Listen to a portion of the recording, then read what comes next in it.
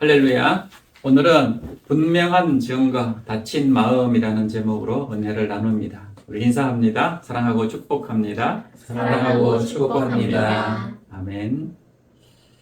모든 사람들이 지구는 평평하다고 믿었던 세상에서 지구가 둥글다고 최초로 주장한 사람이 있었는데요. 그는 바로 고대 그리스 철학자 피타고라스입니다. 그 이후에 과학이 발달하면서 지구가 둥글다 하는 그런 관찰 증거가 점점 더 쏟아지다가 미국과 구소련의 우주 비행사들이 우주 공간에서 찍어보낸 지구 사진은 이제 움직일 수 없는 증거가 되었습니다. 오늘날에는 거의 모든 사람들이 지구가 둥글다 하는 것을 믿고 있지만 반대로 아직도 지구가 평평하다라고 그런 주장을 믿는 사람들이 있습니다.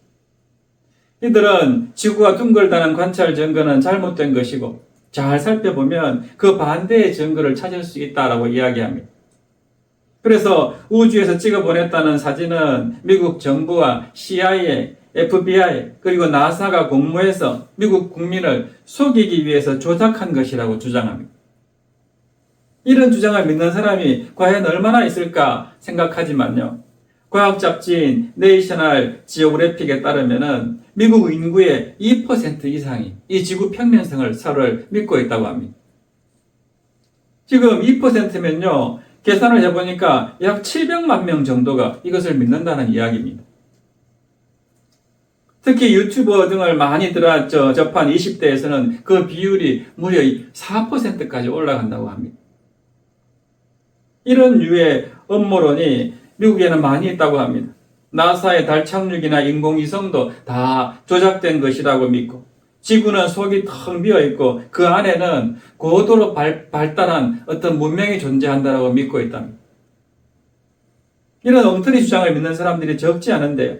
과학 분야뿐만 아니고 정치 분야도 이 음모론이 활개를 치고 있습니다. 그러면 왜 이런 음모론에 사람들이 빠지는 걸까요? 그 이유 중에 하나는 확정 편향 때문입니다. 이게 뭐냐 하면 사람은 본래 자신이 믿고 싶은 것만 보는 경향이 있습니다. 열린 마음으로 증거를 관찰하고 분석해서 그에 따른 결론에 이르는 게 아니라 먼저 자기가 결론을 내리고 그 결론에 부합된 증거들만 받아들이고 그 반대 증거들은 다 외면해 버립니다. 그래서 자기가 믿는 그 결론 쪽으로 계속해서 강화해 나가는 것, 이게 바로 확정 편향입니다. 오늘 본문에서 우리는 그러한 사람들을 보게 되는데요. 본문 내용을 함께 보면서 우리의 신앙생활에 반면 교사로 삼으시기를 바랍니다. 오늘 본문 바로 앞단락에서 우리는 예수님은 생명을 살리기도 하고 죽이기도 하는 그런 특권을 가진 분이시다 하는 내용을 살펴보았습니다.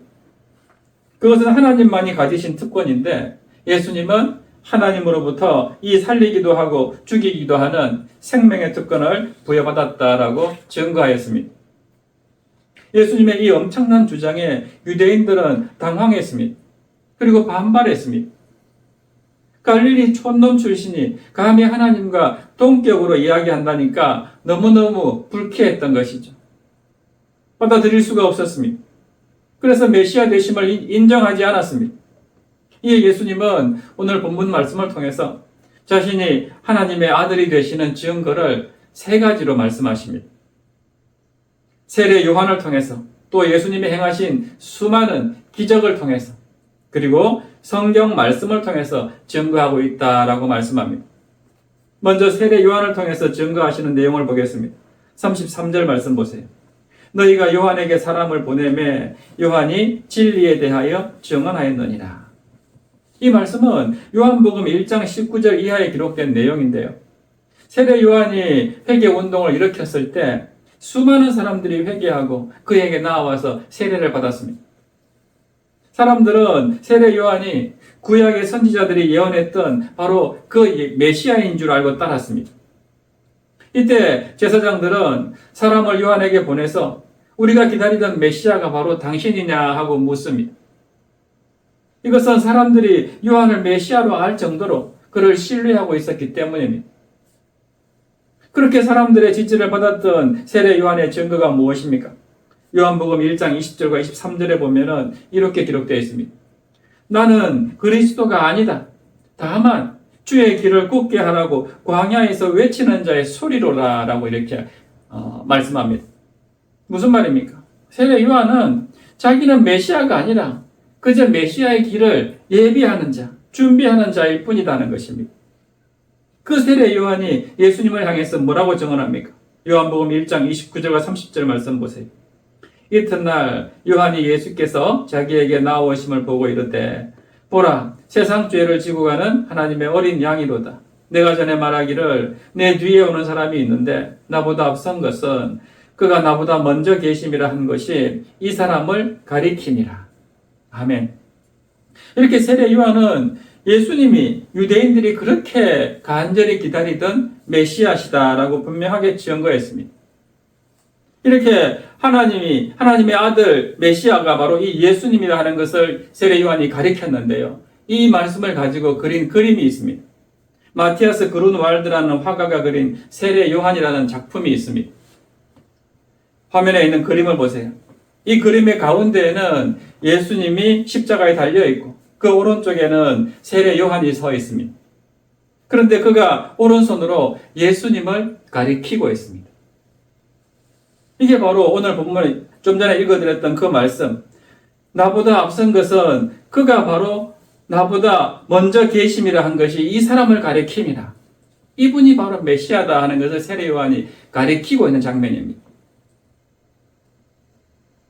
세례 요한의 삶은 온전히 예수님만을 가리키는 삶이었다 하는 것을 보여주는 작품입니다.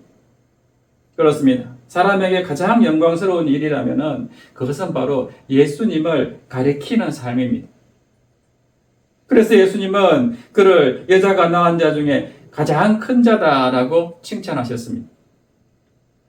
그러나 사실 예수님은요, 우리 사람들의 증언이 필요한 분이 아닙니다. 34절 말씀 보세요. 그러나 나는 사람에게서 증언을 취하지 아니하노라. 다만 이 말을 하는 것은 너희로 구원을 받게 하려 함이니라. 아멘. 예수님은 사람의 증언을 필요로 하시는 분이 절대로 아닙니다. 그러면 하나님은 왜 세례 요한으로 하여금 예수님을 증언하게 했을까요? 그 이유를 34절 하반절에서 이렇게 말씀합니다. 이 말을 하는 것은 너희로 구원을 받게 하려 함이니라. 우리가 구원받도록 하기 위해서 세례 요한을 도구로 사용했다는 것입니다. 하나님은 예나 지금이나 우리 사람들을 사용해서 예수님을 증언하게 하고 또 구원받게 하십니다. 왜냐하면 사람에게 예수님을 증언할 수 있는 가장 손쉬운 방법은 바로 친한 사람을 통했습니다. 예를 들어서 선교지의 현지인들에게 복음을 전할 때 가장 효과적인 통로는 선교사님이 아닙니다.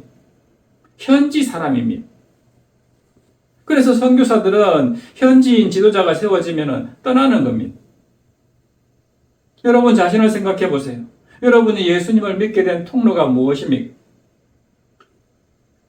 그 주변에 세례 요한과 같이 주님을 가리킨 누군가가 있었을 것입니다. 그 누군가가 부모님일 수도 있고 친한 친구일 수도 있습니다. 통계에 따르면 거의 3명 중 2명은 가족이나 주변 사람을 통해서 복음을 듣고 예수님을 믿게 되었습니다. 그것은 예수님이 사람의 증언이 필요할 정도로 부족한 분이기 때문이 아니라 우리로 하여금 보다 쉽게 구원을 얻게 하려는 주님의 배려인 것입니다.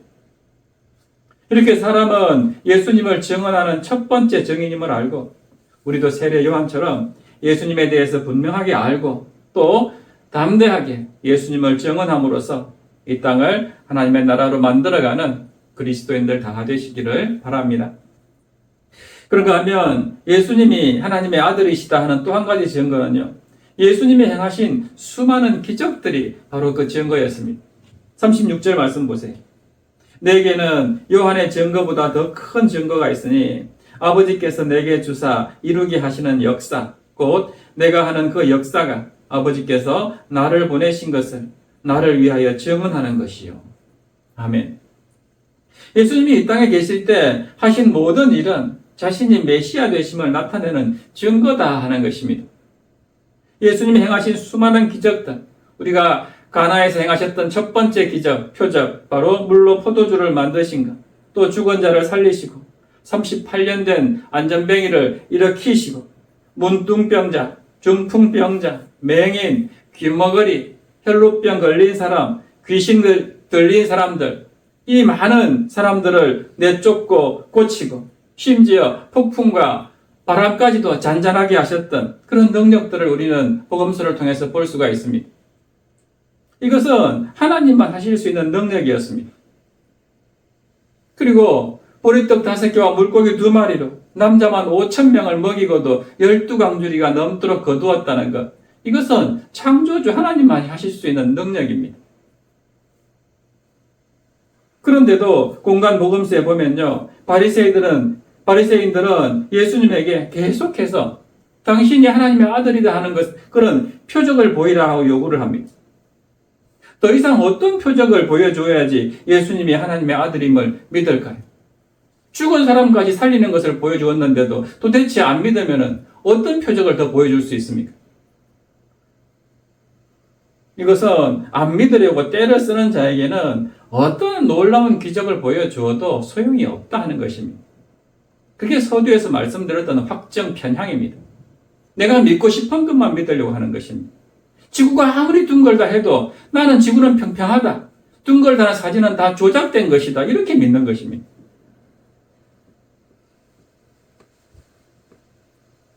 그런가 하면 또 한 가지 예수님께서 하나님의 아들 되심의 증거는 성부 하나님께서 증거하고 있고 우리가 보고 있는 이 성경이 증거하고 있다라고 말씀합니다. 37절과 39절 말씀 보세요. 또한 나를 보내신 아버지께서 친히 나를 위하여 증언하셨느니라. 너희가 성경에서 영생을 얻는 줄 생각하고 성경을 연구하거니와 이 성경이 곧 내게 대하여 증언하는 것이니라. 아멘. 성부 하나님의 증거는 하나님께서 성령의 감화로 기록한 성령의 증거와 같은 맥락이라고 할 수 있습니다. 성경은 예수님이 바로 메시아시다는 것을 수없이 증거하고 있습니다. 예수님이 베들레헴에서 태어나신다는 것도 미가서에 보면 미가 선지자가 분명하게 예언했습니다. 그런데 동방 박사들이 먼 곳에서 예루살렘까지 와서 예수님의 탄생에 대해 질문했을 때 예루살렘에 있던 이 성경 박사들은 미가스의 예언을 근거로 해서 메시아는 베들레헴에서 태어난다 하는 것을 가르쳐 주면서도 아무도 동방 박사를 따라서 베들레헴에 온 사람들이 없었습니다. 그러므로 그들이 정말 정직한 마음으로 성경을 살펴보았다면 얼마든지 예수님께서 자기들이 그렇게 기다렸던 메시아시다 하는 것을 알 수 있었을 것입니다. 또한 예수님의 산상수훈 설교 말씀을 한번 보세요. 예수님이야말로 성경을 제대로 심도 있게 가르치는 그런 분이시다 하는 것을 알 수가 있습니다. 즉 말씀이신 그리스도를 분명히 깨달을 수가 있습니다. 그러나 그들은 예수님의 이 말씀들을 열린 마음으로 듣지 않았기 때문에 말씀 되시는 그리스도를 깨닫지 못했던 것입니다. 예수님은 종종 귀 있는 자는 들을지어다 하고 말씀하셨습니다. 그런데 문제는 유대인들은 그 들을 귀가 없었기 때문에 영적인 귀가 열리지 않았기 때문에 예수님의 아들을, 하나님의 아들을 알아보지 못한 것입니다. 이렇게 예수님께서 하나님의 아들이시다 하는 것을 세례 요한이 증거하고 또 예수님이 행하신 수많은 기적이 증거하고 또 하나님의 감화로, 감동 감화로 쓰여진 이 성경이 증거하고 있음에도 불구하고 당시 유대인들이 예수님을 믿지 못한 구체적인 이유가 무엇일까요? 그것은 첫째로 믿지 않으려는 삐뚤어진 마음 때문이었습니다. 40절 말씀 보세요. 그러나 너희가 영생을 얻기 위하여 내게 오기를 원하지 아니하는도다. 유대인들이 예수님을 메시아로 믿지 않은 이유가 뭐라고 합니까? 처음부터 안 믿겠다고 작정했기 때문입니다.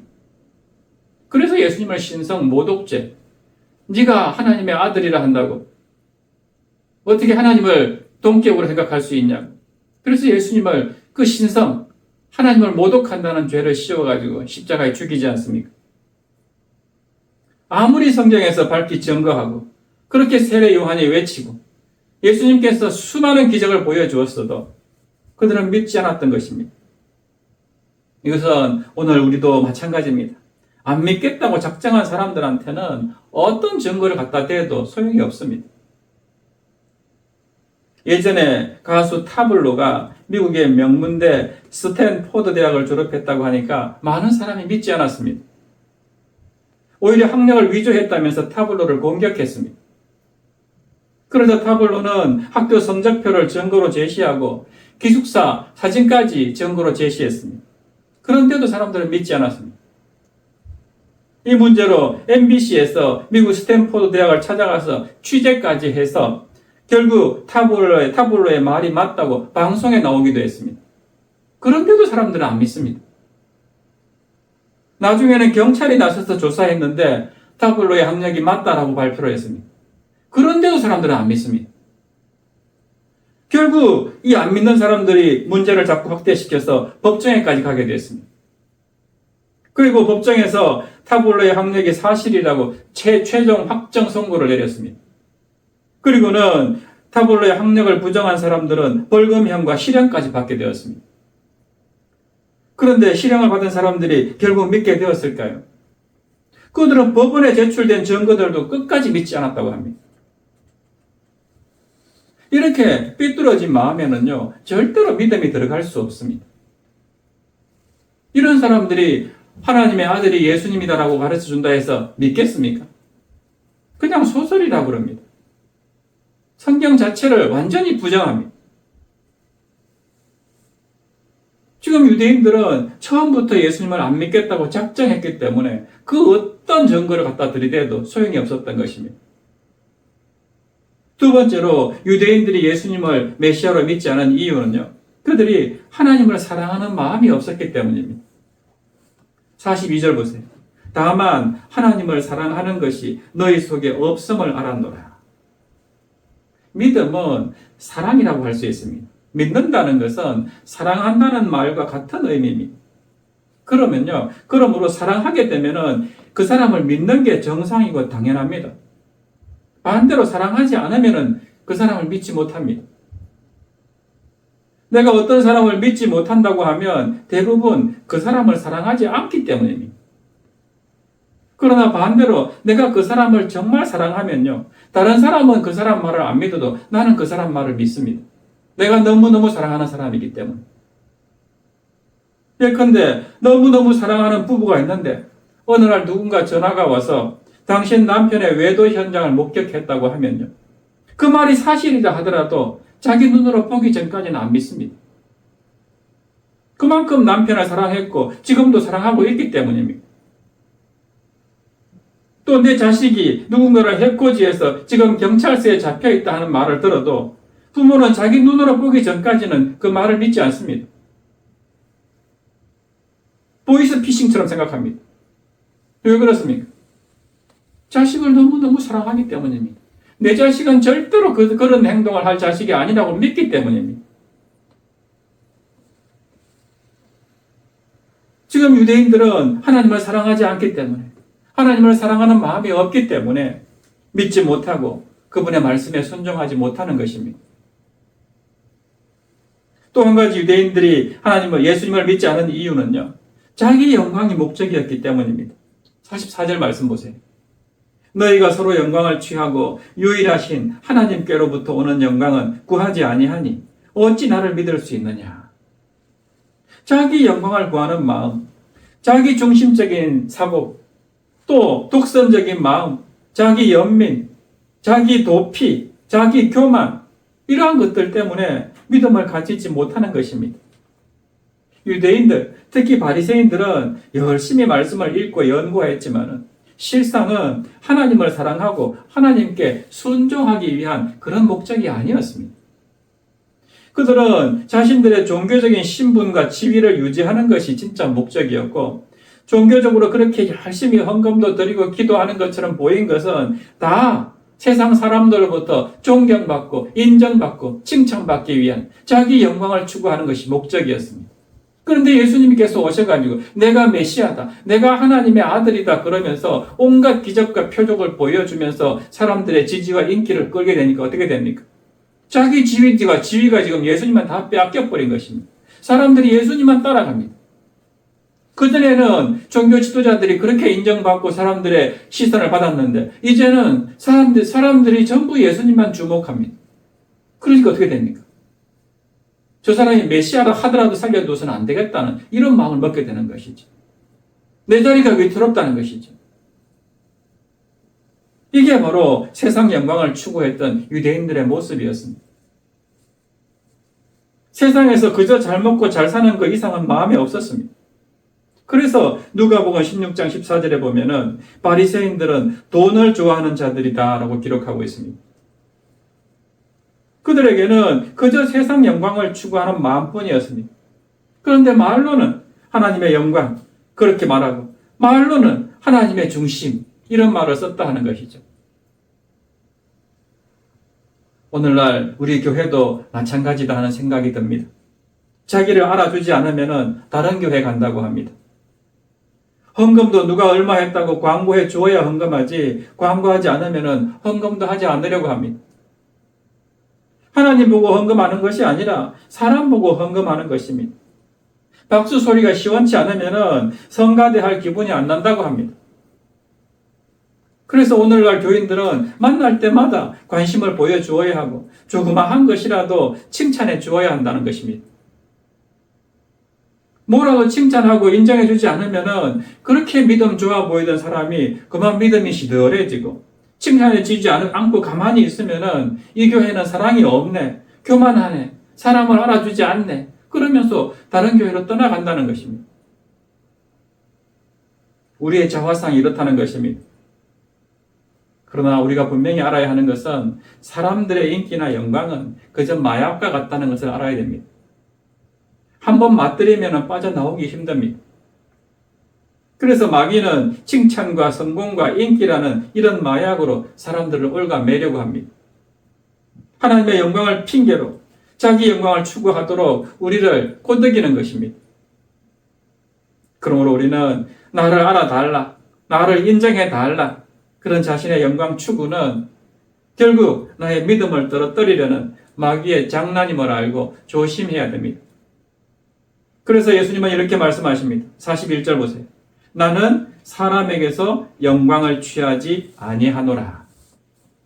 예수님께서 온갖 기적을 행하면서 이곳 저곳을 다닐 때 따라다니는 사람들은 예수님을 이스라엘의 왕으로 세우려고 했습니다.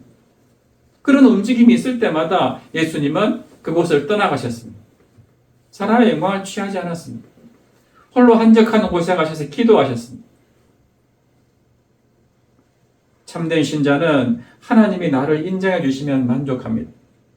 오직 하나님의 칭찬과 하나님의 인정만을 바라보면서 세상 시선에 신경 쓰지 않고 변함없이 신실하신 하나님 앞에서 신앙생활을 하는 것입니다. 오늘 우리 모두가 바로 이런 신자가 되어서 정말 하나님께 기쁨이 되는 저와 여러분 되시기를 바랍니다. 말씀 정리합니다. 오늘 우리는 예수님께서 하나님의 아들이 되신다 하는 세 가지 증거를 살펴보았습니다.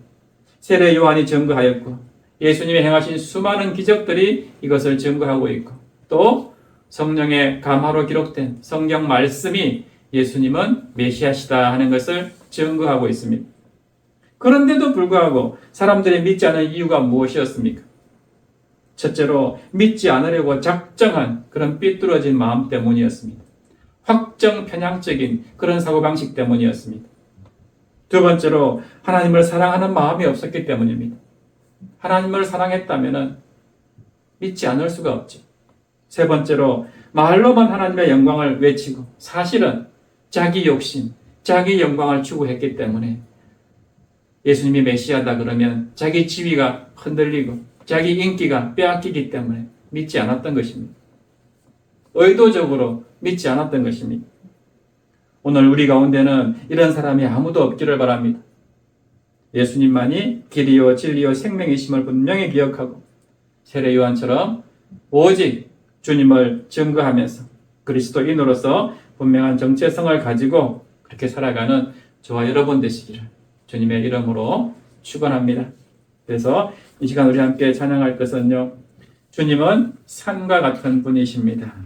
그래서 가사에 나오는 것처럼 주님은 산 같아서 여전히 그 자리에 계십니다. 그 주님의 위엄 앞에 그 주님의 한결같은 사랑 앞에 믿음으로 순종의 예배를 드리기를 원합니다 하는 그런 가사를 마음에 새기면서 함께 찬양하고 기도합니다.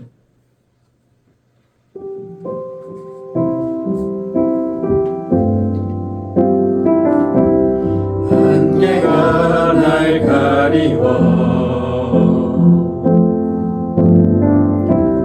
내 믿음은 들리려 할 때 나 주님께 나아가네. 주님은 산 같아서 여전히 그 자리에 계셔. 눈을 들면 보이리라 날 위한 그 사랑. 주는 나의 도움이시며 주의 계획 영원하시네. 주의 위엄 앞에 믿음으로 순종해 예배드리리. 주님께서 날 이끄시며 주가 항상 함께 하시네. 주의 사랑 안에 믿음으로 순종해 예배드리리. 주는 나의 도움이시며 주는 나의 도움이시며 주의 계획 영원하시네. 주의 위엄 앞에 믿음으로 순종해 예배드리리. 주님께서 날 이끄시며 주가 항상 함께 하시네. 주의 사랑 안에 믿음으로 순종해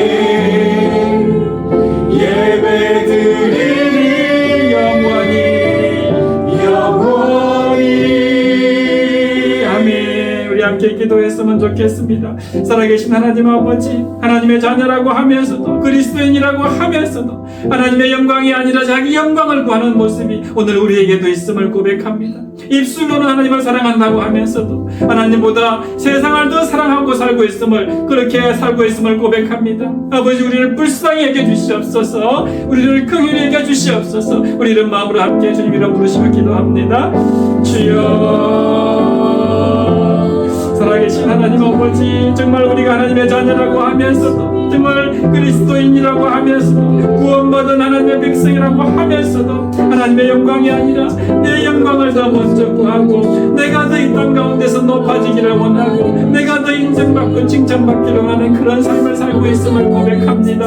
아버지 하나님, 정말 입술로는 하나님을 사랑한다고 말하면서도 하나님보다 세상을 더 사랑하면서 하나님보다 돈을 더 좋아하면서 그렇게 살아가는 모습이 오늘 우리의 모습임을 고백합니다. 아버지 하나님, 이런 우리의 모습을 아버지 정직하게 회개하고 나아가오니 아버지 우리를 불쌍히 여겨주시옵소서. 우리를 긍휼히 여겨주시옵소서. 이제 더 이상 이런 어리석은 삶 살지 않고 정말 그리스도인다운 삶을 살기를 원합니다. 세례 요한과 같이 오직 주님을 가리키는 삶을 살기를 원합니다. 아버지 하나님만을 예배하면서 아버지 하나님께만 영광 돌리는 그런 삶을 살기를 원합니다. 아버지 하나님, 그래서 이 땅이 정말 하나님의 나라가 되는 것이 하나님이 우리를 향한 소원이라는 걸 늘 기억하고 주신 사명 땅 끝까지 이르러 주님을 증거하는 그런 증인된 삶 살아가는 우리 모두가 되게 하여 주시옵소서. 아버지 하나님, 결코 오늘 아버지 유대인들처럼 그 바리새 바리새인들처럼 그렇게 자기 영광만 자기 욕심만 추구하는 탐욕적인 그런 사람 되지 않게 해 주시옵시고 늘 하나님을 위하여서 하나님의 나라를 위하여서 아버지 하나님 정말 정전심을 다하여서 충성하고 헌신하고 봉사하는 그런 우리의 모습이 되게 하여 주시옵소서.